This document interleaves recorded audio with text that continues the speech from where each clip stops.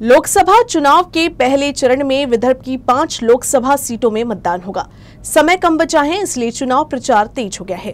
कांग्रेस नेता राहुल गांधी शनिवार को भंडारा गोंदिया लोकसभा सीट में चुनावी सभा करेंगी।